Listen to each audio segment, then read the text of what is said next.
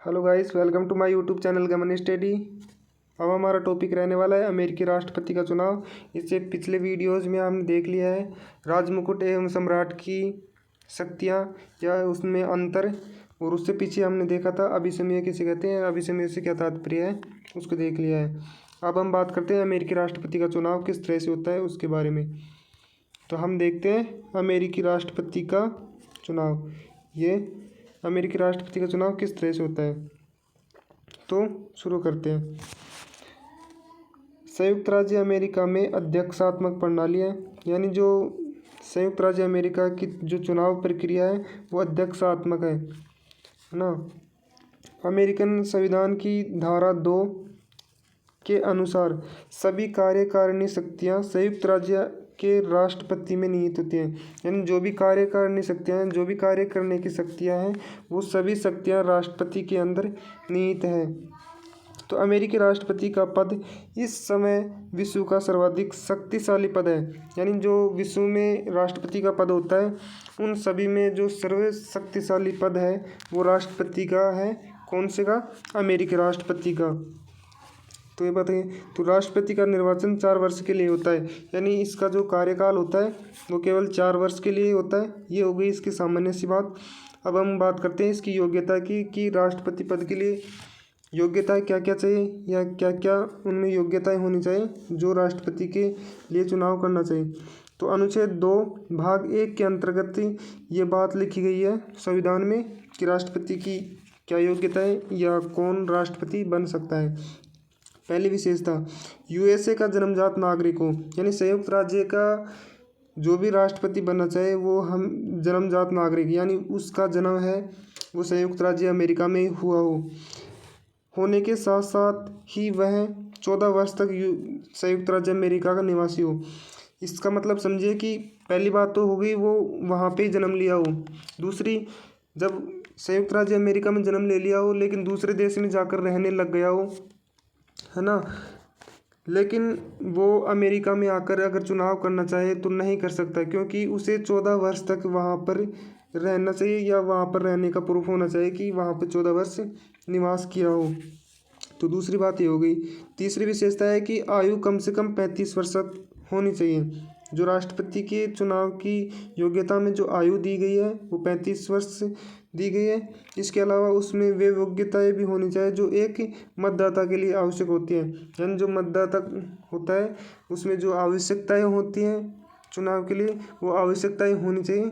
ये बात हो गई इसकी योग्यता की, तो आपको समझ आया होगा।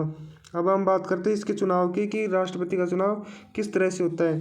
तो राष्ट्रपति का चुनाव है वो 2 पहलुओं में होता है, इन 2 तरह से होता है। एक सैद्धांतिक पहलू है, दूसरा है व्यावहारिक पहलू, जिसमें सबसे पहले हम बात करेंगे सैद्धांतिक पहलू की और दूसरे बार यानी इससे आगे बात करेंगे हम व्यावहारिक पहलू की। तो बात करते हैं सैद्धांतिक पहलू की। इसमें क्या कहा गया है, तो राष्ट्रपति के चुनाव की प्रक्रिया धारा 2 भाग 1 उपभाग 2 3 में यह प्रक्रिया दी गई है। जो ये सैद्धांतिक राष्ट्रपति के चुनाव की प्रक्रिया है ये धारा 2 के अंदर और भाग 1 में, इसके अलावा उपभाग 2 3 में इसकी प्रक्रिया के बारे में बताया गया है संविधान में, है ना। तो इसकी पहले बताते हैं कि राष्ट्रपति का चुनाव एक चुनाव मंडल के द्वारा होता है जिसमें 538 सदस्य होते हैं। इसमें कहा गया है कि जो राष्ट्रपति का चुनाव होता है एक चुनाव मंडल के द्वारा होता है, यानी जैसे जनता है यानी लोग हैं राज्य के, इसके बाद में ये निर्णय करते हैं कि एक चुनाव मंडल का निर्माण करते हैं। उसमें हर राज्य से एक ही व्यक्ति खड़ा होता है और उसे जिताते हैं। वो राज्य के विभिन्न व्यक्ति एक ही राजधानी में इकट्ठे होकर के और वोट डालते हैं और वहाँ पे वोट डालने का एक राष्ट्रपति का चुनाव होता है। यानी जनता तो निर्वाचित करती है चुनाव मंडल का और चुनाव मंडल है वो एक राष्ट्रपति का निर्वाचन करता है।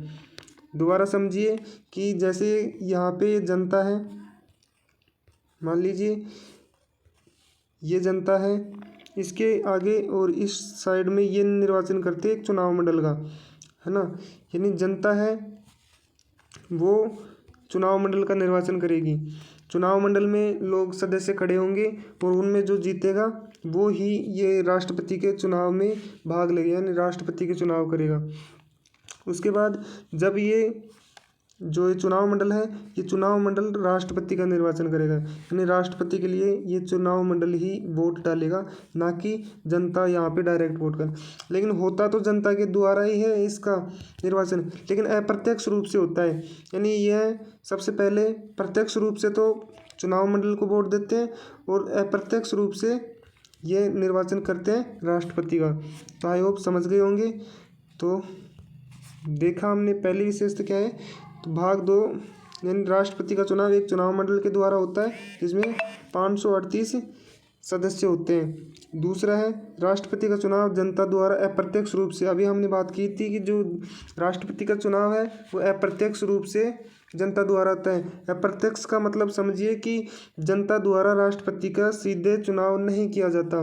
जैसे हमारे भारत देश में राष्ट्रपति का डायरेक्ट चुनाव होता है, वैसे नहीं होता है। वहाँ पे चुनाव मंडल का निर्वाचन होता है और चुनाव मंडल के द्वारा राष्ट्रपति का चुनाव होता है। तो ये बात होगी चुनाव मंडल के अंतर्गत कि किस तरह से चुनाव होता है। दूसरा, चुनाव मंडल के सदस्यों का चुनाव एक प्रत्यक्ष रूप से जनता द्वारा होता है। यह अभी हमने बात की कि चुनाव मंडल के द्वारा होता है। और सदस्यों का चुनाव यानी सदस्य हैं वो डायरेक्ट चुनाव करते हैं, किसके लिए, चुनाव मंडल के लिए, जो होता है प्रत्यक्ष रूप से, वो जनता द्वारा होता है। निर्वाचन मंडल के लिए चुनाव नवंबर महीने के प्रथम सोमवार के बाद आने वाले जो मंगलवार आता है, यानी नवंबर का जो पहला सोमवार आता है उसके बाद जो मंगलवार आता है उसको इसी चुनाव मंडल का निर्वाचन। अभी हमने बात की थी कि चुनाव मंडल का निर्वाचन करते हैं कौन, जनता। जैसे जनता है, ये जनता निर्वाचन मंडल का निर्माण करेगी। कब करेगी, तो नवंबर महीने के प्रथम सोमवार के बाद आने वाले मंगलवार को ये वोटिंग होती है। इसके बाद में वोटिंग होती है किसकी, प्रधानमंत्री की। तो ये बात होगी। इस चुनाव में स्पष्ट हो जाता है कि भावी राष्ट्रपति कौन होगा। आई होप समझ गए होंगे कि इसमें बताया गया है कि इसमें ये पता चल जाता है इस चुनाव मंडल का जनता द्वारा चुनाव होने के बाद में ये पता चल जाता है कि राष्ट्रपति कौन होगा। चाहे चुनाव मंडल किसी को भी वोट दे, लेकिन यहाँ पे पता चल जाता है। आगे बात करते हैं। दिसंबर मास में निर्वाचन मंडल के सदस्य अपने अपने राज्य की राजधानियों में इकट्ठे होकर मत डालते हैं और मत पेटियों को मतों की गणना के लिए सीनेट के अध्यक्ष के पास भेजा जाता है। यानी इसमें कहा गया है कि जो दिसंबर होता है उस महीने में जो प्रधानमंत्री है उसका चुनाव होता है चुनाव मंडल के द्वारा। अभी हमने बात की थी। तो वो किस तरह से होता है कि जो निर्वाचन मंडल है वो दिसंबर महीने में जाते हैं, जो निर्धारित की गई है होती है तिथि, उस दिन जाकर के अपनी अपनी राजधानियों में इकट्ठे होकर मत डालते हैं। देखिए, दोबारा देख लीजिए इसको। दिसंबर मास में निर्वाचन मंडल के सदस्य अपने अपनी राज्य की राजधानियों में इकट्ठे होकर मत डालते हैं और मत पेटियों को मतों की गणना के लिए, जो मत दी हुई पेटियां होती हैं उनकी गणना के लिए सीनेट के अध्यक्ष के पास भेज दिया जाता है। और जो सीनेट का अध्यक्ष है वो मतों को कांग्रेस के दोनों सदनों की उपस्थिति में ही गिनता है। समझ गए होंगे कि जो सीनेट के पास है ना, सीनेट है वो पेटियों को, मतों की पेटियों की गणना करता है किनके सामने, कांग्रेस के दोनों सदनों के सामने। दोबारा देख लीजिए कि जो निर्वाचन मंडल है वो अपने अपनी राजधानियों में इकट्ठे होकर मत डालते हैं और मत डालने के बाद इन मत पेटियों को जो सीनेट का अध्यक्ष होता है उनके पास भेज दिया जाता है।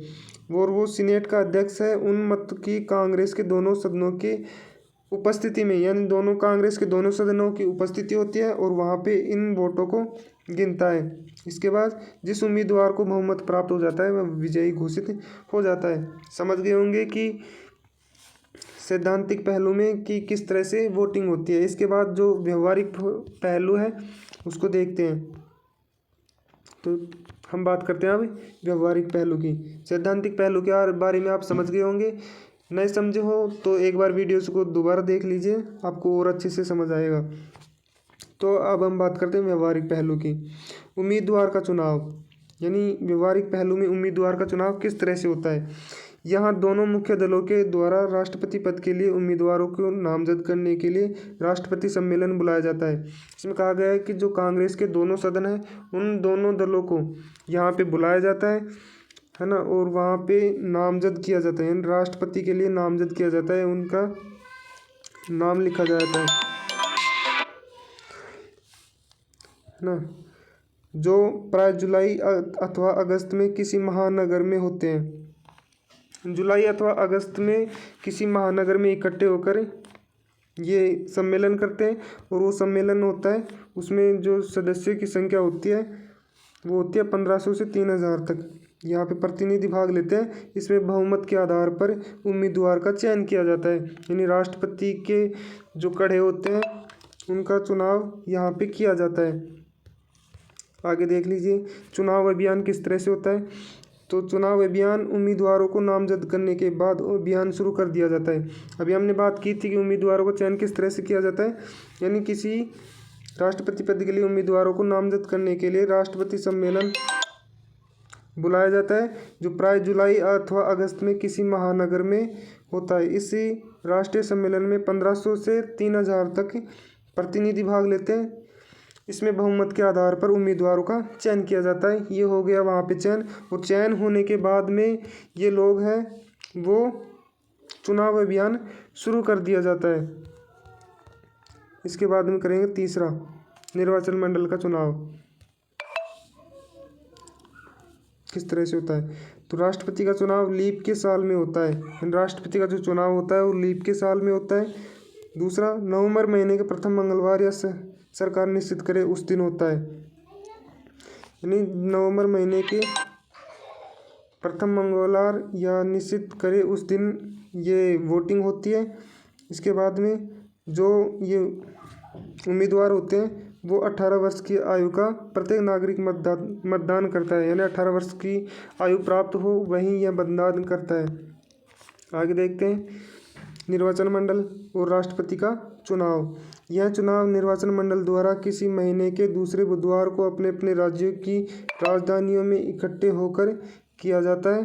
प्रत्येक राज्य का मतदान परिणाम सीनेट के अध्यक्ष के पास भेज दिया जाता है, और वह कांग्रेस के सदस्यों के सामने 6 जनवरी को मतगणना करता है। आप समझ गए होंगे कि निर्वाचन किस तरह से किया जाता है। इसके बाद में 20वें संशोधन में, जो 20वां संशोधन हुआ था 1933 के अनुसार, नवनिर्वाचन राष्ट्रपति अपने पद का कार्यभार 20 जनवरी को ग्रहण करता है ना। ये समझ गए होंगे कि किस तरह से जो है कि राष्ट्रपति का चुनाव होता है। तो आई होप आप समझ गए होंगे, और एग्ज़ाम्स हैं आप उनकी अच्छे से तैयारी करें और अच्छे से लिख के आए। जिस तरह से मैंने एक टॉपिक्स बना के लिख रखे हैं इसी तरह से आप भी अच्छे से एक्सप्लेन करके आए। आशा करूँगा कि आपके अच्छे नंबर आए। Thank you.